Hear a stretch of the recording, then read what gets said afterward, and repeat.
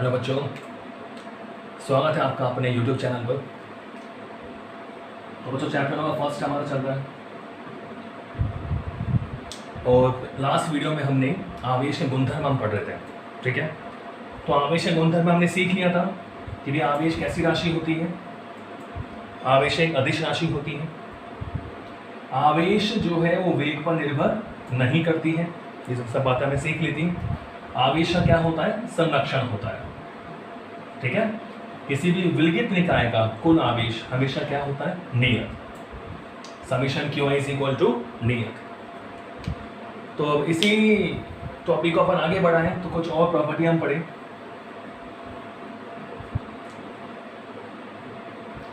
तो जो important property हमारे पास है आवेश का क्वांटीकरण। आवेश का क्वांटीकरण वेरी इंपॉर्टेंट प्रॉपर्टी। आवेश का क्वांटीकरण, क्वांटाइजेशन ऑफ चार्ज।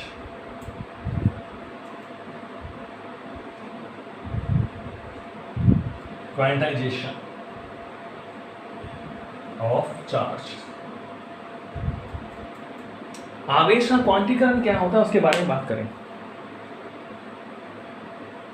तो देखो बच्चों, आवेश का क्वांटीकरण समझने से पहले हमें इस क्वांटीकरण को समझना पड़ेगा कि क्वांटीकरण शब्द का मतलब क्या है। क्वांटीकरण, इस क्वांटीकरण शब्द का मतलब क्या है इसको हम समझें। देखो क्वांटीकरण शब्द क्या है, इससे मतलब क्या है कि जैसे मान लो हम कोई लेन देन करते हैं, हम कोई विनिमय करते हैं। विनिमय करना किसी भी वस्तु का, विनिमय का मतलब क्या हो गया? लेन देन करना। ठीक है, तो जैसे हम किसी भी वस्तु का, सपोज करो हम धन का ही लेन देन कर रहे हैं, हम रुपए पैसों का लेन देन कर रहे हैं। तो जैसे हम समझें इसको कि सपोज करो मेरे पास एक एक रुपए के कितने सिक्के हैं भाई? 10 सिक्के हैं। मेरे पास कितने रुपए हो गए? 10 रुपए। क्वांटीकरण शब्द को समझे अपन कि सपोज करो मेरे पास एक एक रुपए के 10 सिक्के हैं, तो मेरे पास टोटल धन कितना हो गया? 10 रुपए। ठीक है, अब मैं इस पैसे का जो लेन देन है, इस रुपए का जो लेन देन है वो कैसे कर सकता हूँ? या तो मैं 1 रुपए का एक सिक्का दे सकता हूँ, तो मैंने भाई 1 रुपया दे दिया। मैं 1 रुपए के 2 सिक्के दे सकता हूँ, तो मैं ऐसे 2 रुपए दे दूंगा। मैं 1 रुपए के 3 सिक्के दे सकता हूँ, तो ऐसे मैं 3 रुपए दे सकता हूँ। मान लो मुझे 5 रुपए देना है, तो मुझे 1 रुपए के 5 सिक्के देने पड़ेंगे, तो ये कितने रुपए हो जाएंगे? 5 रुपए हो जाएंगे। कहने का मतलब ये हुआ कि इस 10 रुपए में से मैं कोई सा भी धन देना चाहूं तो मुझे इस 1 रुपए की गुणज के रूप में देना पड़ेगा। 1 रुपए के गुणज के रूप में। तो ऐसा नहीं है कि क्या मैं 1.5 रुपए दे सकता हूं? क्या नहीं दे सकता? क्या मैं 2.25 रुपये दे सकता हूं? क्या नहीं दे सकता? तो इसका मतलब ये हुआ कि मैं अपनी मर्जी से धन का विनिमय नहीं कर सकता। मतलब मेरे द्वारा जो दिया गया धन है उसका एक निश्चित नियम के अनुसार विनिमय हो रहा है। वो कैसे हो रहा है? 1 रुपए के गुणज के रूप में हो रहा है। तो बच्चों इस तरह का जो लेन देन होता है, इस तरह का जो विनिमय होता है, इसे बोलते हैं क्वांटीकरण। क्या बोलते हैं इसको? क्वांटीकरण। और सबसे जो न्यूनतम मान होता है, जो हम विनिमय कर रहे हैं उसमें सबसे न्यूनतम मान जिसका विनिमय किया जा सके, विनिमय किया जा सके, सबसे न्यूनतम मान जिसका विनिमय किया जा सके उसको बोलते हैं क्वांटा। क्या बोलेंगे उसे? क्वांटा। क्या बोलेंगे? क्वांटा।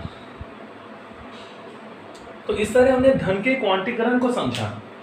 किसको समझा? धन के क्वांटीकरण को, कि क्वांटीकरण एक ऐसा विनिमय है, लेन देन है जो निश्चित नियम के अनुसार होगा। ठीक है, एक न्यूनतम मान होगा, उसके गुणज के रूप में ही होगा। उस न्यूनतम मान को हमने क्या बोल दिया? क्वांटा। तो अब देखें हम कि आवेश का क्वांटीकरण कैसे होता है।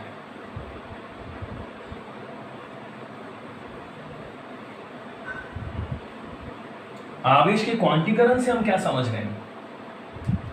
तो हमें पता है किसी भी वस्तु पर जो आवेश आएगा, कोई भी वस्तु हमारे पास है, उस पर जो आवेश आएगा वो कैसे आ सकता है? या तो वो इलेक्ट्रॉन त्यागेगी या वो इलेक्ट्रॉन क्या करेगी, ग्रहण करेगी। ठीक है ना, कोई भी वस्तु हमारे पास है, या तो वो इलेक्ट्रॉन त्यागेगी तो उस पर पॉजिटिव चार्ज आ जाएगा, और या वो इलेक्ट्रॉन ग्रहण करेगी तो उस पर क्या आ जाएगा, नेगेटिव चार्ज आ जाएगा। ठीक है, तो देखो बच्चों, इलेक्ट्रॉन का विनिमय से चार्ज आ रहा है, इलेक्ट्रॉन के विनिमय होने से चार्ज आ रहा है, इलेक्ट्रॉन के विनिमय के फलस्वरूप चार्ज आ रहा है। तो जैसे मैंने कहा भाई ये पहली वस्तु है, मान लो दूसरी वस्तु है, तो अब मान लो इस वस्तु से मान लो इसमें इलेक्ट्रॉन चले गए, मान लो एक इलेक्ट्रॉन गया, क्या आधा इलेक्ट्रॉन जा सकता है, नहीं जा सकता, कम से कम एक इलेक्ट्रॉन जाना होगा। तो इस पहली वस्तु से एक इलेक्ट्रॉन गया, तो यहां तो आ गया बच्चों प्लस ई, और यहां क्या आ गया, माइनस ई, नेट चार्ज। पहले दोनों वस्तु उदासीन थी, टोटल चार्ज 0 था, सिस्टम का भी वस्तु पर भी। तो यहां से एक इलेक्ट्रॉन गया, तो यहाँ एक इलेक्ट्रॉन कमी हो गई। ठीक है, धनावेश बढ़ गया प्लस सी, और यहाँ क्या आ गया, माइनस सी। सपोज करो इससे 2 इलेक्ट्रॉन गए, क्या 1.5 इलेक्ट्रॉन जा सकता है, नहीं जा सकता, कम से कम एक। 2 इलेक्ट्रॉन गए, तो बच्चों इसमें चार्ज क्या आएगा, प्लस 2e, यहाँ क्या आएगा, माइनस 2e। 2 इलेक्ट्रॉनों की कमी के कारण आवेश आएगा, और ये 2 इलेक्ट्रॉनों की अधिकता के कारण आवेश आएगा।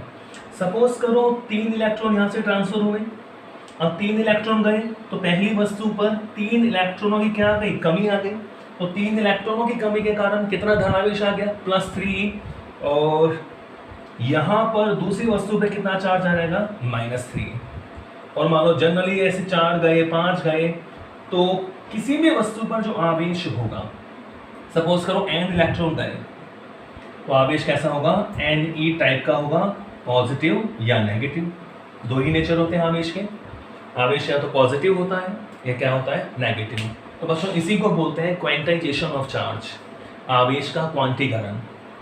किसी भी वस्तु पर जो आवेश है, या तो इलेक्ट्रॉन के आवेश के बराबर होगा, कम से कम आवेश इलेक्ट्रॉन के आवेश के बराबर होगा, या फिर उसके पूर्ण गुणज के बराबर होगा। Q is equal to plus minus Ne। तो यहाँ n इलेक्ट्रॉनों की संख्या है, E इलेक्ट्रॉन पर आवेश है, और Q क्या है, वस्तु पर कुल आवेश। तो ये आवेश का क्वांटीकरण है। तो हम समझ चुके हैं कि कम से कम किसका स्थानांतरण हो सकता है, तो वो है एक इलेक्ट्रॉन का। यानी आवेश के स्थानांतरण के संबंध में न्यूनतम मान क्या होगा, तो आप कहोगे सर इलेक्ट्रॉन का जो आवेश है, तो कम से कम एक इलेक्ट्रॉन का स्थानांतरण हो सकता है, तो एक इलेक्ट्रॉन के आवेश के बराबर।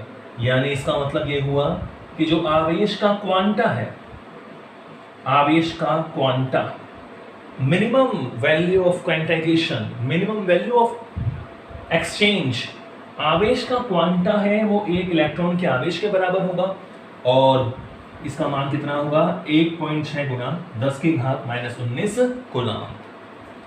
ठीक है, पूछा हुआ क्वेश्चन है 1 नंबर में कि आवेश के क्वांटा का मान लिखिए। 1 नंबर में पूछ लिया, बोर्ड में ही पेपर आया क्वेश्चन में। तो आवेश क्वांटा का मतलब हो गया 1.6 गुना 10⁻⁻19 कूलम। तो ये हमारा आवेश का क्वांटीकरण है। इक्वेशन हो गई Q is equal to plus minus Ne। तो इसको हम एक डेफिनेशन के रूप में भी लिख लें, आवेश का क्वांटीकरण।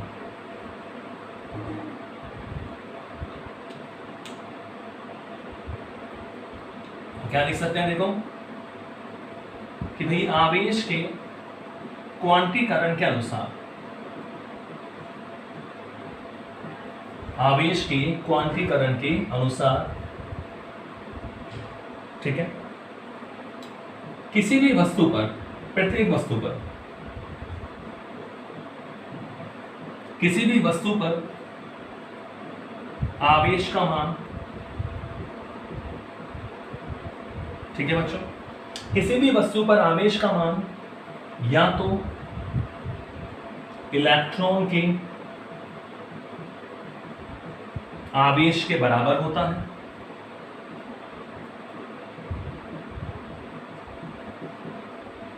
किसी भी वस्तु पर आवेश का मान या तो इलेक्ट्रॉन के आवेश के बराबर होता है, या फिर इसके किसके, इलेक्ट्रॉन के आवेश के, या फिर इसके पूर्ण गुणज के रूप में होता है, पूर्ण गुणज के रूप में होता है।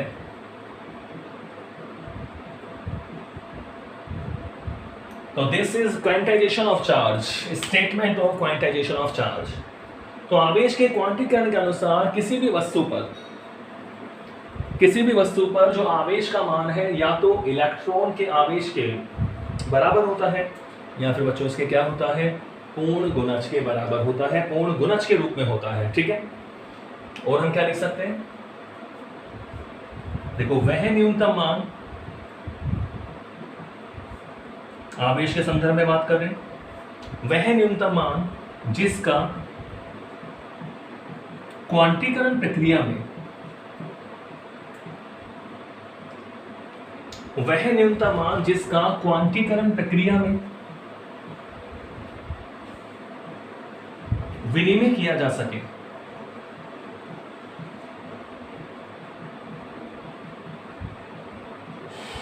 वह न्यूनतम मान जिसका क्वांटीकरण प्रक्रिया में विनिमय किया जा सके, क्या बोलेंगे उसे, आवेश का क्वांटा कहलाता है। ठीक है, मैं आवेश के संदर्भ में बात कर रहा हूं, हम आवेश का विनिमय कर रहे हैं, आवेश का क्या कहलाता है, क्वांटा कहलाता है। आवेश का क्वांटा कहलाता है। क्लियर है? तो हम क्या लिख सकते हैं इक्वेशन, ठीक है ना। अतः आवेश के क्वांटीकरण के अनुसार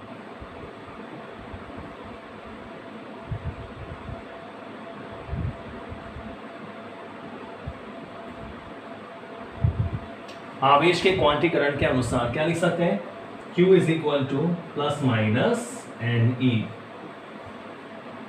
Q is equal to plus minus n e. तो n एक पूर्ण संख्या है, पूर्ण गुणज, तो हम क्या लिख सकते हैं, देखो जहां Q तो क्या होगा बच्चों, वस्तु पर कुल आवेश, वस्तु पर कुल आवेश, टोटल चार्ज जो होगा वस्तु पे उसे हमने क्या मान लिया, Q। बिल्कुल आपको ध्यान रखना है क्वेश्चनों में, Q वस्तु पर कुल आवेश है, और जो बच्चों n है वो इलेक्ट्रॉनों की संख्या है जिनके कारण चार्ज आएगा, इलेक्ट्रॉनों की कुल संख्या। ठीक है बच्चों, और E तो आपको पता ही है, इलेक्ट्रॉन पर आवेश। ये क्या होगा बच्चों, इलेक्ट्रॉन पर आवेश, जिसका मान भी हमें मालूम है 1.6 into 10 raise to the power -19 coulomb है, ये इसका मान है। ठीक है, तो Q is equal to plus minus n a. इस इक्वेशन से हम क्वेश्चन भी सॉल्व कर सकते हैं, काफी न्यूमेरिकल्स भी बन जाते हैं। आपको इलेक्ट्रॉनों की संख्या दे सकता है कि किसी वस्तु से इतने इलेक्ट्रॉन स्थानांतरित हुए, या तो उस वस्तु पर आए या फिर उससे गए, तो कितना आवेश होगा। या फिर ऐसा पूछ लें कि भाई इसी वस्तु पर इतना आवेश है, तो बताओ कितने इलेक्ट्रॉन लिए होंगे या दिए होंगे। तो बिल्कुल आपको ध्यान रखना है, अगर इलेक्ट्रॉन वो दे रहा है तो पॉजिटिव चार्ज आएगा, और इलेक्ट्रॉन ले रहा है तो नेगेटिव चार्ज आएगा। एन एक पूर्ण संख्या होती है। ठीक है, अपन लिख सकते हैं एन की वैल्यू यहाँ पर, where n is equal to 0 1 2 3 dot dot dot. ठीक है, होल नंबर है 0 1 2 3, तो Q is equal to plus minus n. ये होता है बच्चों आवेश का क्वांटीकरण। ठीक है, आगे इस संदर्भ में बात करें तो बच्चों आप ही की तरह एक वैज्ञानिक था, उसका नाम था गैलमान। क्या नाम था, गैलमान। तो वैज्ञानिक गैलमान ने 1964 में, सन 1964 में वैज्ञानिक गैलमान ने एक बात बताई। क्या नाम था उसका, गैलमान। 1964 में वैज्ञानिक गैलमान ने कुछ ऐसे कणों की खोज की, हालांकि अभी तक इन कणों का एग्जिस्टेंस प्रूफ नहीं हुआ है, थ्योरेटिकली अभी प्रूफ नहीं हुए हैं। कुछ ऐसे कणों के बारे में उन्होंने बताया जो आवेश के क्वांटीकरण का पालन नहीं करते, यानी जिन पर जो चार्ज है वो इस रूप का नहीं होता, प्लस माइनस एनी रूप का नहीं होता। तो आवेश के क्वांटीकरण के अपवाद हैं, आवेश के क्वांटीकरण के अपवाद, exception of quantization of charge. वैज्ञानिक गैलमान ने कुछ ऐसे कणों की खोज की जिन पर आवेश का जो मान है वो इस रूप का नहीं होता, यानी इलेक्ट्रॉन के आवेश के बराबर, या फिर इसके पूर्ण गुणज रूप का नहीं होता। तो बच्चों उन कणों को उसने नाम दिया क्वार्क। क्या नाम दिया, क्वार्क। तो क्वार्क्स कण होते हैं हमारे पास। तो ये बच्चों संख्या में 6 होते हैं। कितने क्वार्क कण होते हैं? 6। तो मैं लिख देता हूं आपके सामने U quark, D quark, C, S, T, B। तो U क्वार्क बोलते हैं ऐसे हैं, U quark, D quark, C quark, S quark, T quark और B क्वार्क। ठीक है, तो 6 क्वार्क से बताएं। तो जैसे हम थोड़ा इसमें समझेंगे कि देखो U क्वार्क जो है, ठीक है, U क्वार्क, तो बच्चों इस पर जो आवेश होता है वो होता है इलेक्ट्रॉन के आवेश का 2/3 पॉजिटिव। तो आप देख रहे हैं n पूर्ण संख्या नहीं है, Q बराबर ne रूप का होना चाहिए। तो 2/3 या पॉजिटिव जो चार्ज है 2/3 संख्या है, वो पूर्ण संख्या नहीं है, परिमेय संख्या है, तो क्वांटीकरण का पालन नहीं हो रहा। तो U क्वार्क का चार्ज कितना होता है? +2/3e। ऐसे बच्चों जो D क्वार्क होता है, तो अभी हमारे ये दो काम आएंगे, तो मैं दोनों की वैल्यूज लिख रहा हूँ। D क्वार्क का चार्ज होता है -1/3e। D क्वार्क का आवेश कितना होता है? इलेक्ट्रॉन के आवेश का 1/3 -1/3e। ठीक है ना, तो इलेक्ट्रॉन के आवेश का 1/3 क्वांटीकरण का पालन नहीं हो रहा क्योंकि पूर्ण संख्या नहीं है। इलेक्ट्रॉन के आवेश का 2/3 यह भी क्वांटीकरण का पालन नहीं हो रहा क्योंकि ये भी एक परिमेय संख्या है। तो U क्वार्क यानी इसे अप क्वार्क बोल देते हैं, आप ध्यान रखने के लिए। ये हमारा अप क्वार्क है यानी पॉजिटिव है, और D4 एक डाउन क्वार्क है यानी कैसा है? ये नेगेटिव है। क्लियर है? तो बच्चों आजकल मॉडर्न फिजिक्स में क्वांटम फिजिक्स जिसे हम बोलते हैं, तो मॉडर्न फिजिक्स में आजकल ये थोड़ा माना जाने लगा है, एक मॉडर्न जो हाइपोथेसिस बनी हुई है कि नाभिक में जो न्यूक्लियॉन्स होते हैं उनकी रचना इन्हीं क्वार्क कणों से मिलकर हुई है। नाभिक में जो न्यूक्लियॉन्स होते हैं यानी प्रोटॉन और न्यूट्रॉन होते हैं, तो उनकी रचना इन क्वार्क कणों से मिलकर हुई है। कैसे? जैसे मैंने कहा भाई नाभिक, ये हमारा नाभिक है, तो नाभिक में कौन कौन है? पॉजिटिव प्रोटॉन और न्यूट्रल न्यूट्रॉन। तो हमें बच्चों पता है कि प्रोटॉन पर कितना चार्ज होता है? +e। ऐसे ही न्यूट्रॉन पर कितना चार्ज होता है? 0। उदासीन होता है, न्यूट्रल होता है। तो प्रोटॉन पर तो पॉजिटिव E होता है और न्यूट्रॉन पे कितना होता है? 0। तो अब ये मानते हैं कि प्रोटॉन की जो रचना हुई है वो दो तो U क्वार्क से मिलकर हुई है, एक D क्वार्क से मिलकर हुई है। UUD प्रोटॉन की जो रचना हुई है दो U क्वार्क और एक D क्वार्क से मिलकर हुई है। यानी सिस्टम का हम चार्ज निकालें, बताओ कौन सा रूल लगाओगे? पूरे निकाय का आवेश हमें निकालना है। तो निकाय में जितने भी आवेश हैं निकाय में जितने भी आवेश हैं उन सबका हमें क्या करना है? बीज गणितीय योग करना है। ठीक है, चलो करते हैं। तो भाई U का मतलब +2/3, दूसरे वाले U का मतलब भी +2/3, इस D का मतलब -1/3। आवेश की योज्यता, ये हमने किससे करा? आवेश की योज्यता से करा, by the additivity of charge. तो आवेश की योज्यता से हम बात करें प्रोटॉन की, तो उस प्रोटॉन यानी जो न्यूक्लियॉन है प्रोटॉन, वो दो U क्वार्क और एक D क्वार्क से मिलकर उसकी रचना मानी। तो हम देखते हैं इसमें चार्ज कितना आता है। तो U का हो गया +2/3e, दूसरे वाले U का भी +2/3e और D का -1/3e। तो सॉल्व करें इसको, और देख रहे हैं 2 और 2 4 और 1 3, तो ऊपर कितना बचेगा? +3e। नीचे कितना है? 3। 3 से 3 कैंसिल हो गया, यानी प्रोटॉन पे चार्ज कितना आ गया? +e। इतना ही होता है। तो ये बिल्कुल हम कंसेप्चुअल मान सकते हैं कि प्रोटॉन की जो रचना हुई है वो दो U क्वार्क और एक D क्वार्क से मिलकर हुई है।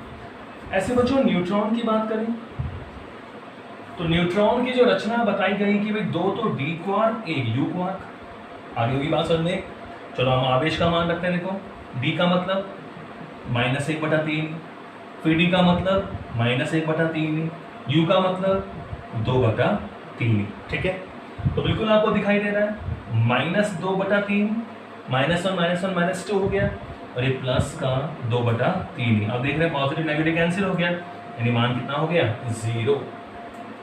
इसका मतलब न्यूट्रॉन उदासीन है जो दो D क्वार्क और एक U क्वार्क से मिलकर हुई है इसकी रचना। तो ये हमारा आवेश का क्वांटीकरण, और उसे कुछ अपवाद जो किसने बताए थे? गैलमान ने बताए थे। क्वार्क कणों की खोज, क्वार्क कणों के बारे में बताया था। लेकिन अभी तक क्वार्क कणों का अभी स्टडी उसमें चल रहा है, तो अब इतना फिजिकली एक्सिस्टेंस नहीं देखने को मिलता है क्वार्क कणों का, तो एक हाइपोथेसिस इमेजिनरी है, कल्पना है, इस तरह माना हुआ है।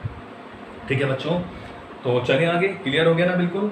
आवेश का क्वांटीकरण Q is equal to plus minus NE। चलो अपन एक क्वेश्चन भी करते हैं, देखो इसका।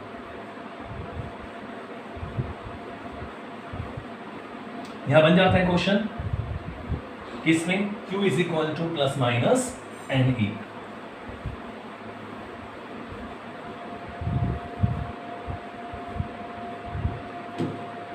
तो चलो मैंने क्वेश्चन लिखा, आप करके देखना।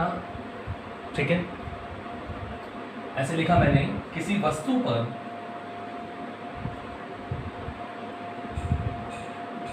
एक कूलाम का धनावेश आने के लिए वस्तु से कितने इलेक्ट्रॉन त्यागने होंगे।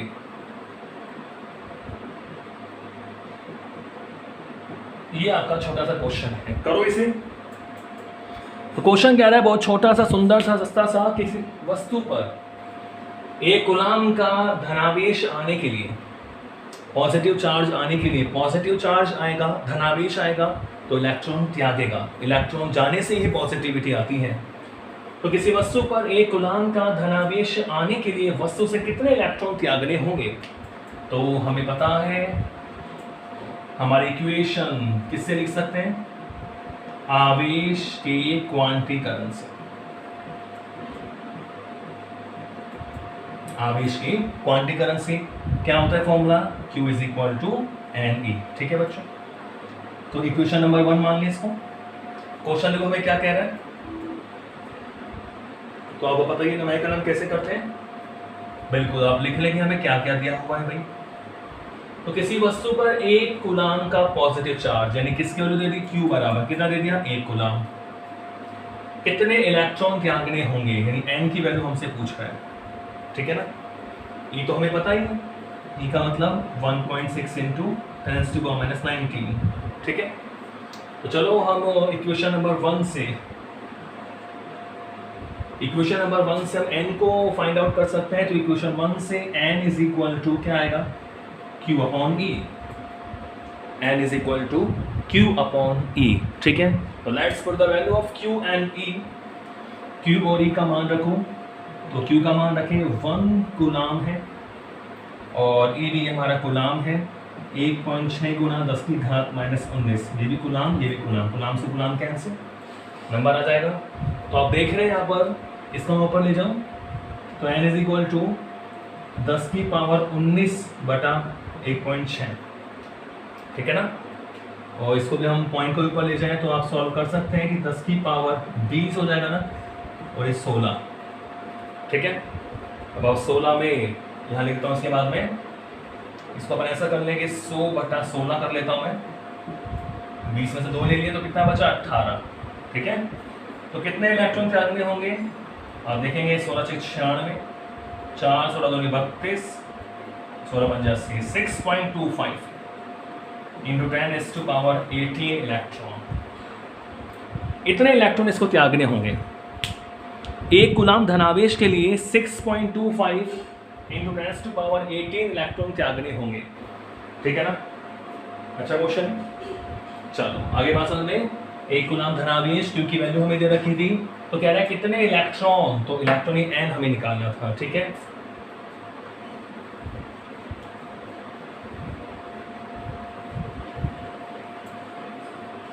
ठीक है ना।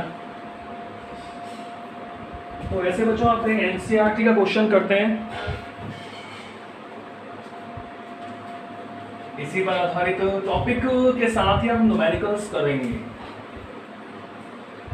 तो देखो एग्जांपल नंबर 1 तो मैंने करा दिया था, वो गोले को धनावेशित कैसे करोगे आप। तो एनसीईआरटी का एग्जांपल नंबर देखो 2 देखें, एनसीईआरटी का एग्जांपल नंबर 2 क्या कह रहा है, यदि किसी पिंड से 1 सेकंड में 10⁹ इलेक्ट्रॉन, लिख देता हूं मैं कि यदि किसी पिंड से 1 सेकंड में 10 की पावर 9 इलेक्ट्रॉन्स किसी अन्य पिंड में स्थानांतरित होते हैं। 10 की पावर 9 इलेक्ट्रॉन किसी अन्य पिंड में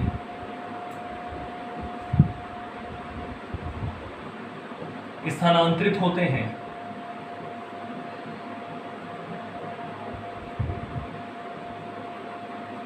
यदि किसी पिंड से 1 सेकंड में 10 की पावर 9 इलेक्ट्रॉन किसी अन्य पिंड में स्थानांतरित होते हैं तो क्या पूछ रहा है, तो 1 कूलॉम आवेश के स्थानांतरण में, तो 1 कूलॉम आवेश के स्थानांतरण में कितना समय लगेगा।